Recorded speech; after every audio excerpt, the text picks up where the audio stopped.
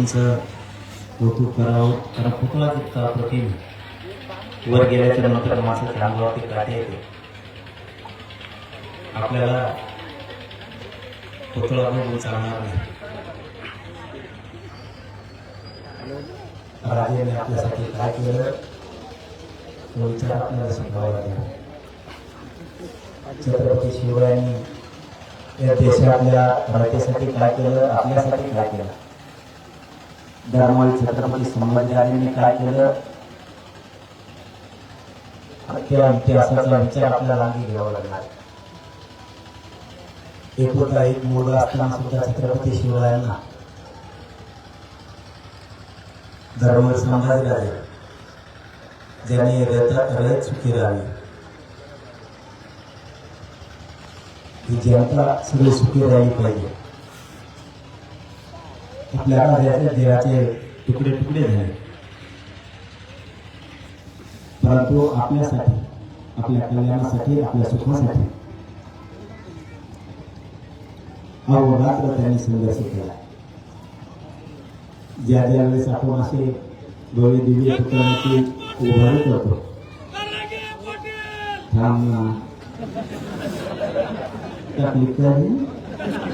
त्याशिवाय त्यांनी वरावा दिवस करू तुमच्याकडे माल मला लांब येत ना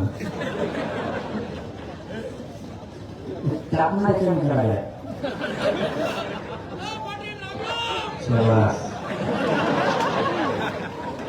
आता ते उत्तर बसतात का तुमच्या एक काय व्हायला गेले सकाळी परत येईल चूक लोक आली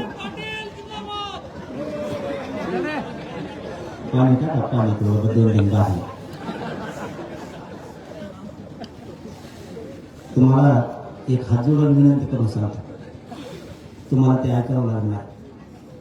मी या विषयात तुम्हाला कधी काही मागणार नाही. एक 2-3 गोष्टी मागतो तेवढंच द्या ना. मी आयुष्यात तुम्हाला कधी पैसा मागणार आहे ना काय मागणार आहे. माझी फक्त एकच इच्छा आहे ती तुम्ही पूर्ण करा. मी आयुष्यभर तुमच्या लेकरासाठी लढायला मग तयार आहे. तुमचे लेकर बाळा सुखी समाधानी राहावेत, त्यांच्या लेकी बाळीचं तुमच्या आयुष्याचं कल्याण व्हावं. पिढ्यांना पार तुम्हाला कमी करणार नाही इतका मोठा संघर्ष तुमच्या लेकरासाठी मी करायला तयार आहे. फक्त तुम्ही 2-3 गोष्टी सोडा. पहिली, दारू प्यायची बंद करा. सगळेजण व्यसनापासून लांब जा.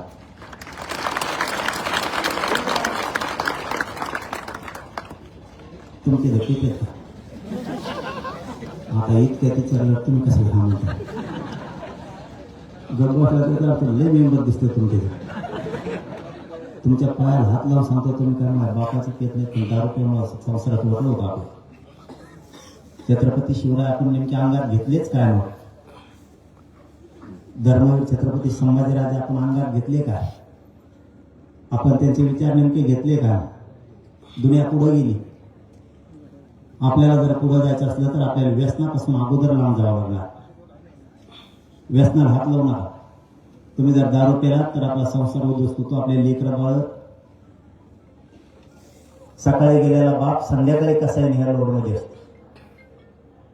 आणि तुम्ही जर दारू पिऊन आलात तर आपले पाहुणे आपल्याला नीट बोलत नाहीत, आपले गावातले लोक आपल्याला नीट बोलत नाहीत, आपले मित्र सुद्धा आपल्यापासून तुटायला लागले. मी या तुमच्या उद्घाटनाच्या प्रसंगी तेवढीच एक गोष्ट मागतो. उद्यापासून सगळ्यांनी दारू सोडा पाहिजे. तुमचे संसार सुखी होणार आहे. आपल्या लेकरा बाळापेक्षा, आपल्या समाजापेक्षा या जगात कुणी मोठं नाही. ज्यावेळेस आपल्या दुःख आपल्या कुटुंबावर येतं त्यावेळेस कोणी मदतीला येत नाही. एक दिवस येते आणि पाठवून हात फिरून निघून जाते. उघड्यावर ते संसार आपला पडतो. वनवास आपल्या लेकरा बाळाचा होतो. 2 दिवस येऊन तुम्हाला समाधानानं बोलणारे खूप आहेत, पण ज्यावेळेस त्या लेकराचा बाप जातो त्यावेळेस कुणी येत नाही. म्हणून स्वतः शहाणे व्हा आणि व्यसनापासून सगळे राहून द्या. तुमचा संसार मोठा होईल. तुमचे लेकरं, गावं, तुमचा समाज सुखी राहील. दुसरी गोष्ट, आपण एकमेकाचे बांध फोडू नका. ते बांधा फोडायचे एक कमी करा. तुम्हाला एक उदाहरण देतो, तुम्ही विचारून घ्या कोणाला, पण मी दिलेलं उदाहरण. परभणी जवळ एक गाव आहे, गावाचं नाव तुम्हाला आठवणार, पण उद्या मी सोशल मीडियाला टाकायला सांगतो. गावाला जायला रस्ता नव्हता, एक जणांची जमीन रस्त्यावर होती. समाज किती बदलला बघा. गावाला जायला रस्ता नव्हता, त्याने जर या कडेच्या त्या कडेला दिलं तर त्याचे 28 गुंठे जात होते रस्त्यासाठी, आणि त्याची किंमत होत होती 15 कोटी रुपये. रोडच्या कडेला ते होता इथून तिथून. त्या बाजरानं इथून तिथून 28 गुंठे सोडली, गावाला रस्ता दिला, 1 रुपया घेतला. समाज बदलायला लागला, तुम्ही बदला. आपण एकमेकाच्या बांधा फोडतो, बांधाच्या आली जनावर आले एखाद्याची दगड मोड असते, खोडी सोडा, थोड्या मोठं मन ठेवा. एकमेकाचा राहणार रस्ता नसेल जाऊ द्या. बांधा फोडल्यामुळं 3-3, 4-4 पिढ्या आपल्या दुश्मनी झाल्या, आणि बांधले झाला तर 2 फुटाचा. जर तुमच्यावर त्या केसेस तुम्ही एकमेकावर केल्या असल्या तर उद्या कोर्टात जर मिटून टाका, काय नाही ते दुश्मनीत राहिलं. खोट्या प्रतिष्ठेत जगण्यात काय मजा नाही. शेतीत जास्त कष्ट करा, तिथं पिकवा, काम करा, व्यवसाय करा, रोज 1000-500 रुपये कमवून घरी आणा, परंतु त्या बांधात आयुष्य गोळ्याला घालू नका. उद्यापासून बांधा फोडायचे कमी करा, आणि राजकारणासाठी झालेल्या दुश्मन्या बंद करून टाका. राजकारणासाठी एकमेकाचे डोके फोडू नका. अजिबात त्या राजकारणी लोकांसाठी डोके फोडायचे बंद करून टाका. निवडून येत ते टकोरे फोडी दाबो, माझ्या हात्याचं पोर राहिलं, तो हात्याचं पोर नदीत नेऊन सोड नाही खाणे, काय आलो भरायला ते भांगार काही बी ते तर निवडून मारामाऱ्या आपल्या. रोख टोक मतदान करायचं तुम्हाला, ज्याला करायचं त्याला, पण भांडण मात्र करायचं नाही. युती कळती का कुणी कुणा संग केली आहे का? तळा मिळ प्रचाराला उभारायच्या टायमाला नेता म्हणतोय चिन्ह लिहून दे, झालं नाही का? खोटं सांगतो हे.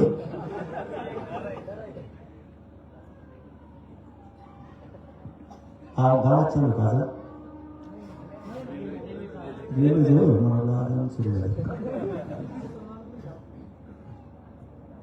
आताची परिस्थिती वाईट झाली की आपण सुधारलं पाहिजे एवढी. म्हणजे यांना फक्त यांचे पोरं मोठे करायचे, आपले नाही. त्यांना फक्त त्यांचा माणूस निवडून आला पाहिजे. पक्षात कोणते का जमणार नाही, पक्ष ध्यानात राहणे. परवा दिवशी माझ्याकडे एक आला उमेदवार होता, मी नाव नाही सांगत, त्याचं लयच वाजन नाव सांगितलं म्हणून नाही सांगत. तेव्हा मला मी इकडून उभा राहिलो, म्हणलं तू पाठमागच्या आपलं तिकडे होता, ते मला हुकलं, ते तिकडे हुकलं, निघाल इकडं वर फावड करू. म्हणजे घेणं देण्यात आपल्याला ताप येऊ. सुधारणार तेव्हा, मोठा होणार तेव्हा, निवडून येणार तेव्हा, आणि पावड्याला चिटकू आपला फेस पाडा. आपली पोरगी नोकरी लागणार, पोरग नोकरी लागणार, शिक्षण महाग झालंय, फीस भरायला कुणी यायना, आपल्या पोराला व्यवसाय नाही राहिले, त्याच्यात कुणी येत नाही. आपल्या लेकरा बाळाचा, लेकी बाळाचा विचार नेमका करणार कोण? मला कळतं कसं ऐकतोय मी तुमचा विकास करू. दरेगावचे तीच खटी दिसते मला, 3 गावं मी दरेगावातले जीव आहे. लय बरं आलो मी, तितकंच ना पुढे आणखी नवी गाडी असली अशी होती, माणूस हालत होता, गाडी हालत सुद्धा मिळाला घरी. काय यांचं खरं आहे समजून घ्या. मला तुमच्यासाठी मी भांडतोय, माझ्यासाठी नाही. माझा 6 कोटी समाज सुधारावा म्हणून रात्रंदिवस दुश्मन अंगावर घेतल्याकडे भांडतो. मग काय गेलं घेणं नाही कोणाच्या राजकारणातून हातकारणात तिकडे निवडून पडणे तिकडे ऊस तोडा जाय. मला माझ्या समाजाच्या लेकीबाळीचं, लेकरा बाळाचं किती कल्याण करता येईल, त्याला नोकरीला कसं जाता येईल, त्याला शिक्षणात कशी सवलत भेटल.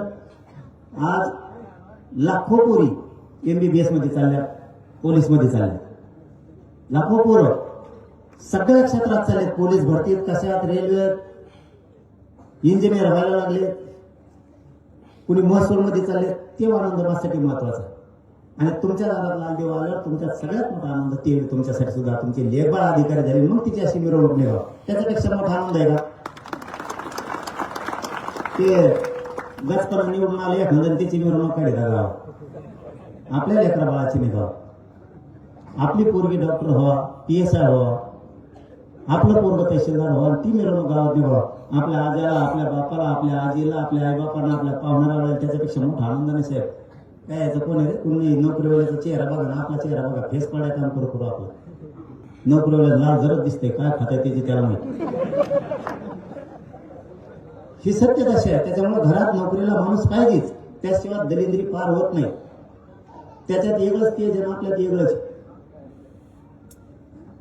त्यामुळे आपल्याला पण सुधारणं गरजेचं आहे आणि आपल्या पोरांनी काम करायचं शिका आपल्या पोरं 10वी 12वी शिकले कामच करीत नाही कारण तेव्हा तुम्ही शिकलोय MPSCचे UPSCचे पोरं केलेले नोकरी नाही लागली म्हणून कामच करीत नाही सगळ्यात जास्त पोरं गावात पारावर बसलेले असतील तर आपले नमुने सगळ्यात जास्त त्या जणांना कामाला हे ती धंदा कोणी करा ते कुटाळ काम आपण नाही करीत आणि मग त्या भंगार पोराच्या नादाला ते दारू प्यायचं नाद लागतं पोराचं वाटलं कुणा काम तरी सण कामाला जायचं किती शिकलेलं असलं तरी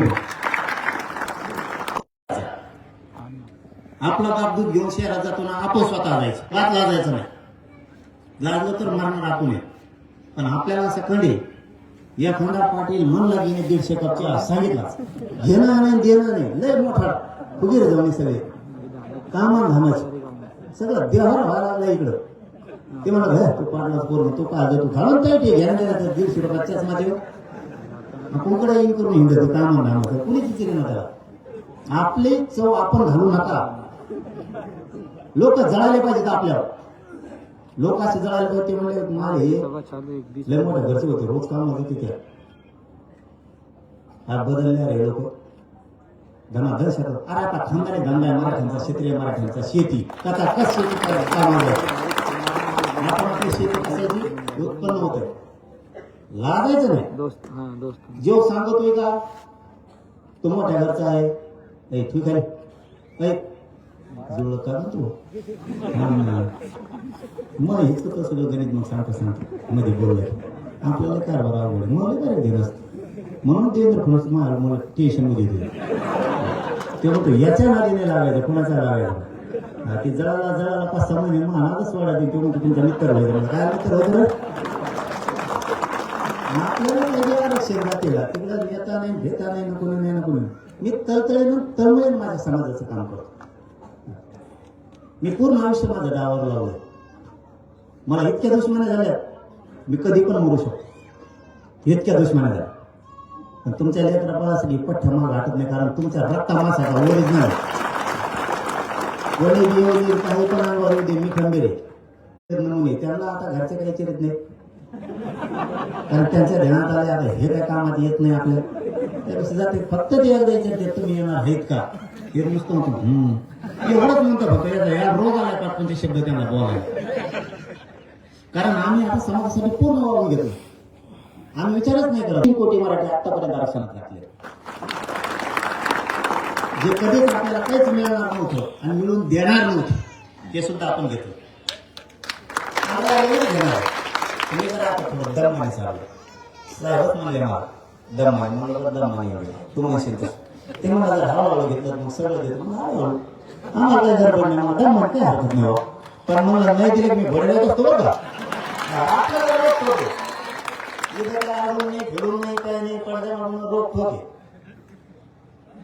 आणि मी जर एखाद्या वेळेस तुम्हाला वाटत असलं मी शिवाय देतो घोडे लावतो तर मग एका प्रश्नाचं उत्तर तुम्ही सगळ्यांनी द्यायचं मी कारण समाजाला मायबाप मानलेला आहे मी तुमचा मुलगा आहे तुम्हाला मी मायबाप मानला मी तुमच्यापेक्षा उच्च कोणालाच मानलेला नाही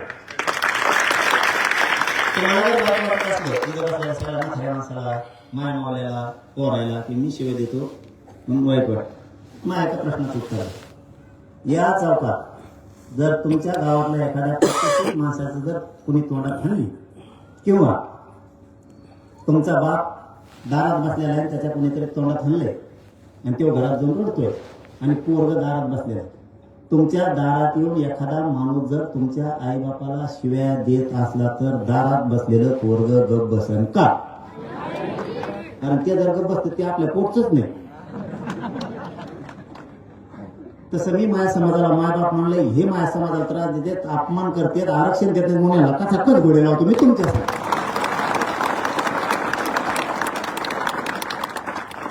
मला काय पिसवड कुत्र चावलं साधं तर माझ्याकडे येतच नाही. साधं दवाखान्यात पडलंय तिकडे. असा कसा तुम्ही वाकडा तिकडे होऊन पडलाय तेव्हा आता तेव्हा नाही बरं का तुम्ही आवाज एखाद दोन जोडी तर म्हणजे तेव्हा नाही त्यांना म्हणत नाही. मी माझ्या समाजात त्रास झाल्यात मला होत सर,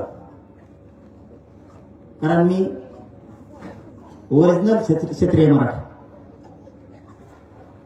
माझ्या समाजावर तुम्ही अन्याय करू नका, तुम्हीच राजकारण करा, पण समाजावर अन्याय केला तर मी सोडणार नाही.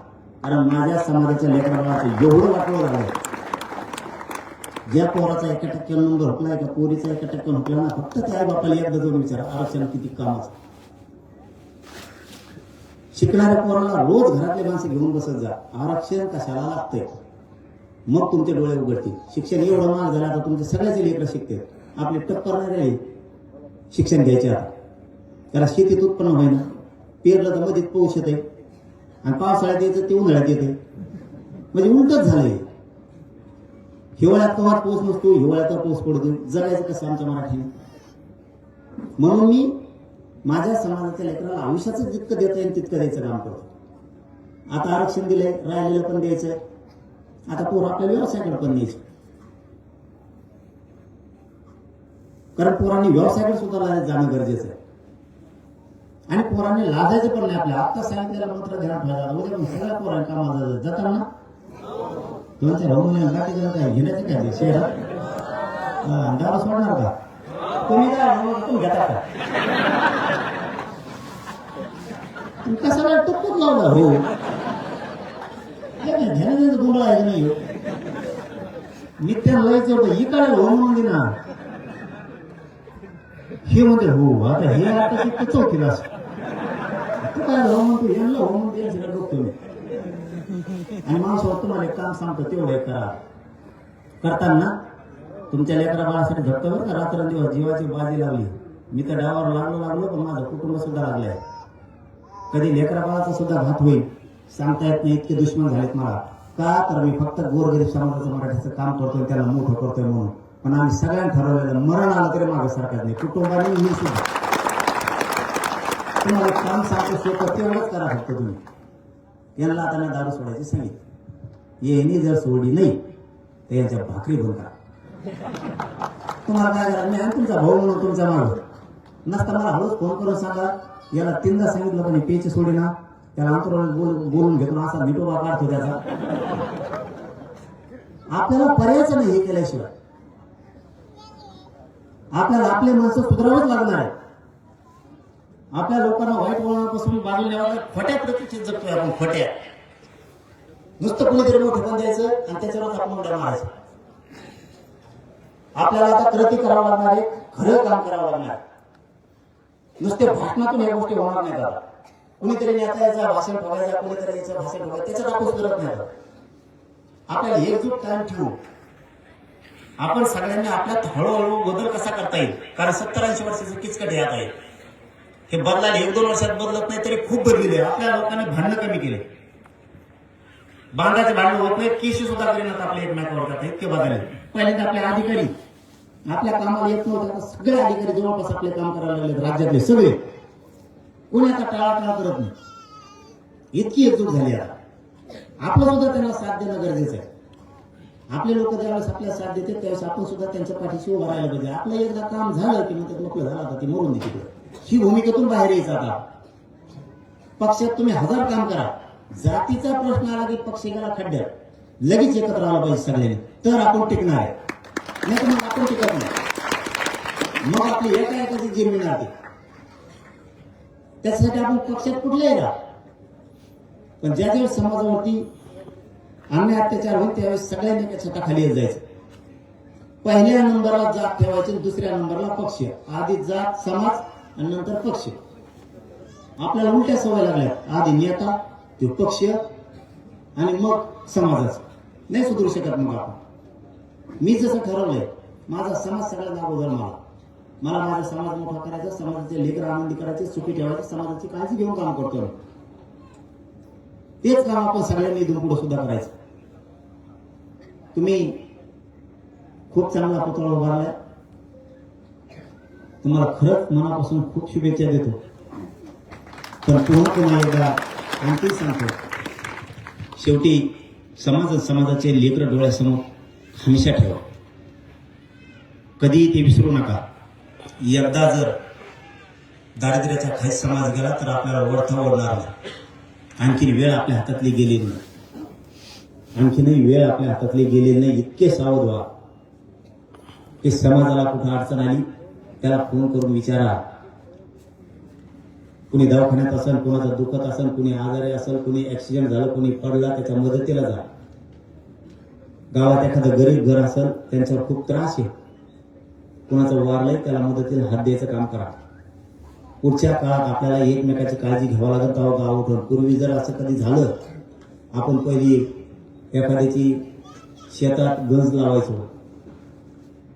काही ठिकाणी त्याला वळाई म्हणते, आणि ती जर पेटली तर सगळेजण 5-5 पेंड्या म्हणून त्याला घरी नेऊन द्यायचं, म्हणजे त्याचं वर्ष काढायचं. तसल्या भूमिकेत आपल्याला पुन्हा जुन्या भूमिकेत यावं लागणार. आता आपले लोक खूप हुशार झाले. जे मालात बसणारे मराठी आहेत, जे बिल्डिंग मध्ये बसणारे मराठी आहेत, ते सुद्धा आता कॅथलिकच्या आली मुंबईत पुन्हा खाली होते आपल्या गोरगरिबाची सेवा करायला. इतकं समाज आता भेटायला हुशार झाला. नसता पहिल्यांदा ते वरून बघायचं, आता वरून बघणाऱ्याला तर मदतीलाच नाही जायचं, त्याला वरच बस म्हणायचं बिल्डिंग वर तू, आणि तिकडच मरण तिकडच जाय. आपल्याच्या मदतीलाच येत नाही, ते दिवसात नाही राहिले. आता पाटीलकी गाजवायचे दिवस राहिलेच नाहीत. आता आपण सरळ सरळ एकमेकाच्या सुखादुःखात मदतीला ताकदीने जायचं. काय माझा विवाद असते सगळं सोडून द्यायचं. तुमच्याकडं तेवढंच मागणं आहे माझं की तुम्ही एकजूट कायम ठेवा. बाकीचे सगळे प्रश्न मी बघतो. दादा काय काय कोण हे सगळ्या ठेकेला आणतो मी. तुम्ही फक्त एक असले पारडेच पारड्यावर भर द्यायचा, त्याशिवाय भेट नाही. तुमच्या मतदानातले ताकद आहे, असे भीती. एकदा जर पाड्यावर म्हणलं ना, चांगले चांगले पडल्यावर म्हणते मी कसं का पडलो. मराठी मतदानात नाही केलं तुला पडणार नाही तर काय होईल. तू त्यासाठी माच करायचं नाही मराठी संघ. गरीब फक्त तुम्ही एक राहा, मोठे नीट येते ठेपेले पण येत नव्हते. आता चटाई उठली ते, पहिल्यांदा येत नव्हते. गरीब मराठीला किंमत नव्हती, आता गरीब मराठीला पण किंमत आहे. हे आपल्याला कशातच विचारत नव्हते. आपली शक्ती जर आपण कायम ठेवली तर आपल्याला आपला समाज लेकर सुधारायचे त्याच्यातून, आणि त्याच्यासाठी आपली एकजूट लय महत्वाची. राजकारण हे 2 दिवस असतं, 3 दिवस असतं, आणि राजकारणात बी ध्यानात ठेवायचं कोणी आपल्या समाजाला विरोध केलाय, आंदोलनात होता, हे पक्क ध्यानात ठेवायचं. विरोध करणाऱ्याला निवडून द्यायचं, नाही करणाऱ्याला द्यायचं, मग कोणी चिकन आपल्याला. एक धाक असला पाहिजे समाजाचा, दबदबा आणि दरदरा राहायला पाहिजे. काय आरक्षणाला जातीला विरोध, त्याला वाटलं पाहिजे रोज माझ्यासाठी हिंडत होते पण मी पळलो बसतो. ती कोवत बनवावं लागणार आहे, कट्टरता आपल्याला घ्यावंच लागणार आहे, तर आपला समाज टिकत. विसरायचं नाही समाजाचा, आपल्या लेकरा बाळाचा अपमान केलेला कधीच विसरायचं नाही. वेळ आली की त्याला कार्यक्रम दाखवायचा. मी झटून आहे, मला टेन्शन न घेतो. तुमच्या लेकरा बाळाला चंद्रसूर्य आहे तोपर्यंत आरक्षण पुरण, असं आरक्षण तुम्हाला ओरिजिनल आरक्षण दिल्याशिवाय मिळत नाही. तुमच्या गावात नोकरी झाली, तुमच्या गावात नाही झाली नाही. मग आता 19 तारखेपासून जे काम सुरू करा. तुमच्या आडनावात निघले असतं ना कुठे, तुमचं आडनाव काय आडनाव आपलं पहिलं ढवळलेल्या जागा निघाले ना, आणि तिकडे इकडे घ्यायचं तुम्हाला माहित नाही का आपण काय चालू आहे. तुमच्या आडनावातून भारताचा माणूस आहे नाही करून आहे का काय काय आडनाव असे त्याचे माणसं कुठं सापडणार, काय करावं म्हणलं मित्र काय करू, काय कर आडनाव ते सापडतच नाही. आता याच्यानंतरच्या टप्प्यात मला वाटतं जिल्हा परिषद पंचायत समिती झाले सगळे मराठी बसतील आपल्या हळूहळू. एक होत नाही आणि तुम्ही काय बंद केलं काय काड्या करून बघू हे चालू आहे, बाहेर काढायचं हो ना, हे कसं हे असे संची बरोबर आपण पिना काढून घेईन भरायचं आणि मी सगळ्यापासून सावध. पिना काढणारापासून, पिना करणारापासून, काड्या करणारापासून मी सगळे सावध. काड्या घेत होते एकदम कसं झोपलाय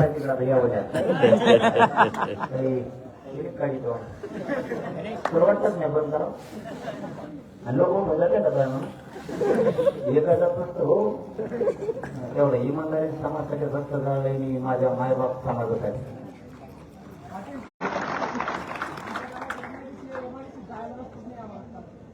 रस्ता नाही, रस्त्याचं काही धोकणाचं कसं करावं, कोण फासवते तुमच्या रस्त्याचं बघतो ते धोकणाचं काय बघ, रस्त्याचं बघतो. रस्त्यात तुम्ही प्रस्ताव दिला का, रस्ता करायला होतो बस का.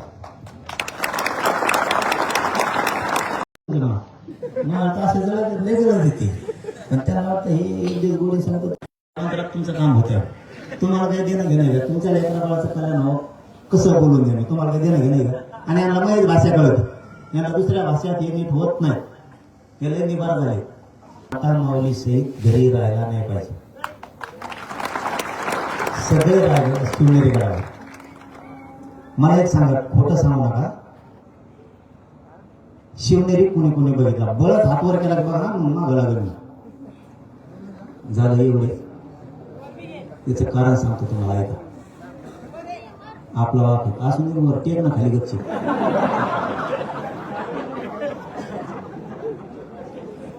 आपला बाप छत्रपती शिवराय आहेत, आपले राजे छत्रपती शिवराय. आपलं वैभव त्यांच्यामुळे, आपल्या कंपावर कुंकू त्यांच्यामुळे, आपले संसार त्यांच्यामुळे, आपलं सगळं वैभव छत्रपतींमुळे.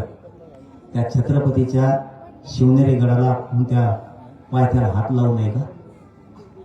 असा एक बी राज्यातला मराठा असा नाही पाहिजे की त्याने शिवनेरीच्या पायथ्याला, त्या पवित्र शिवनेरी गडाला हात नाही लावला.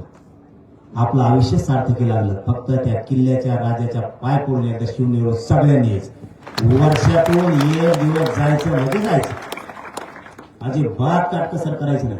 काम रोज येत. आपला संघर्ष तानातानी हमेशा आहे. छत्रपती शिवरायांपेक्षा मोठं आपल्याला या जगात कोणीच नाही. मग त्या छत्रपतीच्या चरणी जाऊन आपण त्या पवित्र शिवनेरीवर माथा टेकू शकत नाहीत. आपल्या राजाच्या गडावर आपणच जायचं नाही तर जायचं कोणी. जो समाज विसरतो ना तो कधी सुधरत नाही. आपल्या छत्रपतीपेक्षा या पृथ्वीतलावर आपल्याला कुणीच मोठं नाही. त्या शिवनेरी गडावर माझ्या मत असं एकट्याचा 70% मराठ्यांना माहीतच नसेल शिवनेरी कुठे. काहीच जीवनाला अर्थ नाही. आपल्या बापाचं, आपल्या राजाचं घर कुठं आहे, किल्ला कुठे आहे हे जर आपल्याला माहित नाही तर आपल्या जिंदगीला काहीच अर्थ नाही. कुणीच विचार करायचा नाही पुढच्या वर्षी. त्यामुळे यंदा आपण आंतरवाली शिवजयंती ठेवली. पुढच्या येणाऱ्या शिवजयंतीला आपल्याला सगळ्याला शिवनेरीवर जायचंय. त्याच्यासाठी आपण 19 तारखेला ह्या आंतरवालीतून ठरवणार आहेत. त्याची सगळी आचारसंहिता ठरवणार आहे. शांततेत कसं जायचं, जे काय निवेदन असेल त्याविषयी मांडलं जाणार आहे. त्या निवेदनाने पुढच्या वर्षी जायचं. आपल्या माता मावल्या करोडोने यायला तयार आहेत पण एक पोट्टे गोंधळ घालतात म्हणून त्यांना येता येत नाही. जर त्यांना एकदा कळालं की सगळे शांततेत जाणार आहेत आणि आपल्या राजाच्या चरणी नतमस्तक होऊन प्रत्येक कुटुंब वापस येणार आहे शांततेत, तर माय मावल्या सुद्धा घराच्या बाहेर निघणार आहेत. श्रीमंतापासून गरीबापर्यंत सगळ्या 4 कोटीपेक्षा जास्त मराठी तुम्हाला शिवनेरीवर दिसतील. आणि वर्षातून एकदा गेलं पाहिजे. आपल्या आयुष्यात कसल्याच आपल्याला अडचणी येणार नाहीत. आपल्या राजाच्या चरणी आपण नतमस्तक झाल्याच्या नंतर कसल्याच अडचणी येणार नाहीत आपल्याला. आणि राजापेक्षा छत्र हात ठेवून बघा, कुणीच मोठं नाही या जगात. त्याच्यामुळे शिवनेरीवर पुढच्या वर्षी आपण सहकुटुंब सगळे मराठी जाणार आहेत. त्याचं निवेदन आपण ह्या फेब्रुवारीला करणार आहे. आपण बदल नाही करीत काही, फक्त राजाच्या चरणी जाऊन सगळ्यांनी त्या पवित्र शिवनेरीवर दर्शन घ्यायचं म्हणजे घ्यायचं. मग ते म्हातारा असू तर नाही तरणा असू नाही तर ते पोरगा असू, त्या पवित्र ठिकाणी मरण आला तरी चालतं. त्यांच्यापेक्षा मोठं कोणी नाही. त्यामुळे पुढची तयारी एवढी करायची मोठी. नोकरीला असणाऱ्यांनी विचार करायचा नाही, व्यवसायात असणाऱ्यांनी विचार करायचा नाही, राजकारणी मराठ्यांनी सुद्धा नाही, आणि शेतकरी मराठ्यांनी. एक दिवस कुलूप बंद, पुरेचे पुरे शिवनेरी नाही. ठेप्याला जाऊन आपलं दर्शन झालं तरी राजाच्या त्या पवित्र शिवनेरी गडावर पायथ्याच्या दगडाला जरी हात लागला तरी आपण धन्य झालो. कोण जायचं? तुम्हाला पुन्हा एकदा आता जाता जाता सांगतो, सगळेजण एकजूट राहा. आडी अडचणी आल्या तर सांगत जा. मला जितका प्रयत्न करता येईल तितका प्रयत्न तुमच्या लेकरा बाळासाठी, तुमच्या आडी अडचणीसाठी मी करीन. सगळेच कामं होतील माझ्याकडून असं नाही, परंतु तुमचा कसलीही अडचण असू द्या किंवा सांगत तरी चला. माझी अडचण असली तुम्ही सगळे धावून येता. तुमची काही अडचण असेल तर मला जितकी सोडवता येईल तितका सोडवण्याचा मी प्रयत्न करेन. पण एकमेकाच्या शब्दाच्या बाहेर जाऊ नका. मान मर्यादा एकमेकाचा सन्मान आपण करीत जा. मोठा असला तरी जर 4 शिव्या दिल्या तर ऐकायला काय फरक पडत नाही. लहानाने ऐकून घ्या, मोठ्याने पण ऐकून घ्या, आणि लहानाने एखाद्याच मोठ्याला दिले तर मोठ्याने सुद्धा लहाने म्हणून पुढे चला. आपल्याला जो बदल जर आपण आपल्यात केला तर आपला समाज इतका सुधरल की जगाच्या पाठीवर सगळ्यात सुधारलेला समाज कोणता असेल, प्रगत कोणता असेल तर तो मराठा असणार आहे. फक्त आपल्याला बदलावं लागेल. पुन्हा एकदा तुम्हाला धर्मवीर छत्रपती संभाजीराजे यांच्या पुतळ्याचं तुम्ही भव्य दिव्य उद्घाटन केलं, त्या निमित्तानं तुम्हाला सगळ्यांना शुभेच्छा देतो. आणि उद्या जिजाऊ जयंतीच्या निमित्तानं सुद्धा खूप खूप शुभेच्छा देतो आणि थांबतो. धन्यवाद.